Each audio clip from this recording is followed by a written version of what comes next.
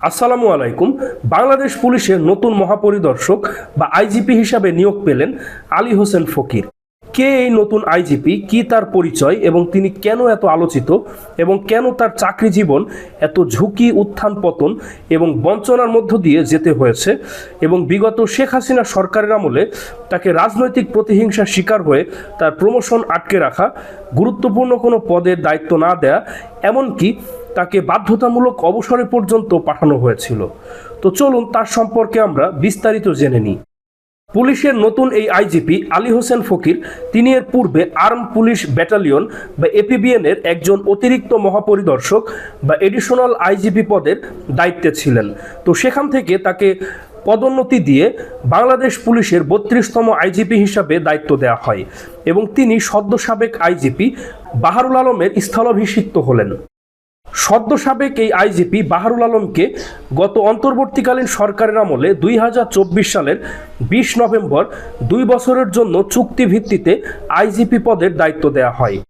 তবে চুক্তি অনুযায়ী তার মেয়াদ এখনও 9 মাস বাকি থাকতেই তাকে সরিয়ে বাংলাদেশ পুলিশের 32তম আইজিপি হিসাবে নিয়োগ পেলেন আলী হোসেন ফকির।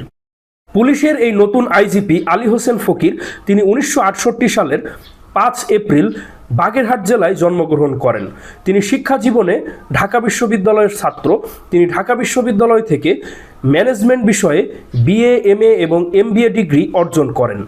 তিনি 1995 সালে 15তম বিসিএস পুলিশ ক্যাডারের মাধ্যমে সহকারী পুলিশ সুপার পদে বাংলাদেশ পুলিশে যোগদান করেন।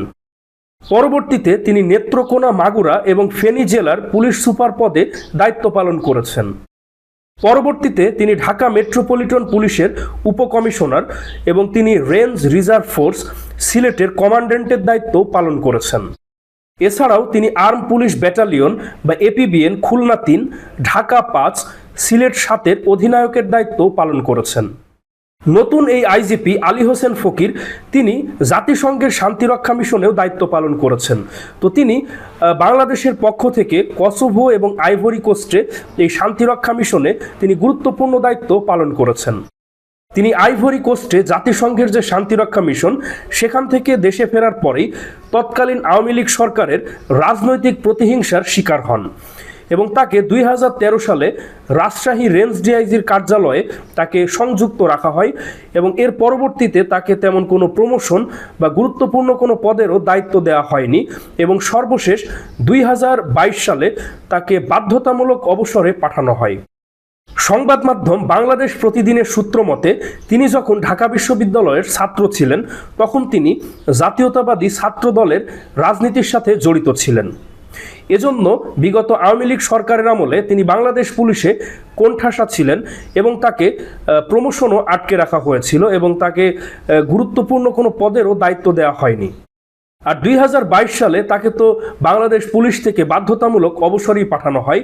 তবে 2024 সালের 5ই আগস্ট শেখ হাসিনার পতনের পর বাংলাদেশ পুলিশের যে সকল কর্মকর্তা বঞ্চনার শিকার হয়েছিলেন তাদের অনেককেই চাকরিতে ফিরিয়ে আনে তৎকালীন অন্তর্বর্তীকালীন সরকার এবং তাদের মধ্যে অন্যতম হলেন নতুন এই আইজিপি আলী হোসেন ফকির। এসপি হিসাবে পুনরায় পুলিশে ফিরে আসার পরে তাকে ডিআইজি পদে পদোন্নতি দেওয়া হয়। এরপর ডিআইজি হিসাবে তাকে পুলিশ সদর দপ্তরে এবং স্পেশাল প্রোটেকশন ব্যাটালিয়ন এসপিবিএন এর দায়িত্ব দেওয়া হয়। আর আইজিপি হিসাবে দায়িত্ব পালন করার পূর্বে তিনি অতিরিক্ত আইজিপি হিসাবে আর্ম পুলিশ ব্যাটালিয়ন বা এপিবিএন এর দায়িত্বে ছিলেন। আর সর্বশেষ তাকে বাংলাদেশ পুলিশের 32তম আইজিপি হিসাবে দায়িত্ব দেওয়া হলো। নতুন এই আইজিপি, তিনি ব্যক্তিগত জীবনে বিবাহিত। তিনি এক ছেলে এবং এক মেয়ে সন্তানের জনক এবং তার সহধর্মিণী অধ্যাপক নাসিমা ফেরদৌসী, তিনি সরকারি তিতুমির কলেজের ফাইন্যান্স বিভাগের প্রধানের দায়িত্ব পালন করছেন। তো দর্শক মণ্ডলী, নতুন এই আইজিপি আলী হোসেন ফকির সম্পর্কে আপনাদের কি অভিমত অবশ্যই কমেন্টে জানান এবং তাকে যারা ব্যক্তিগতভাবে চেনেন তারা তো অবশ্যই কমেন্ট করবেন।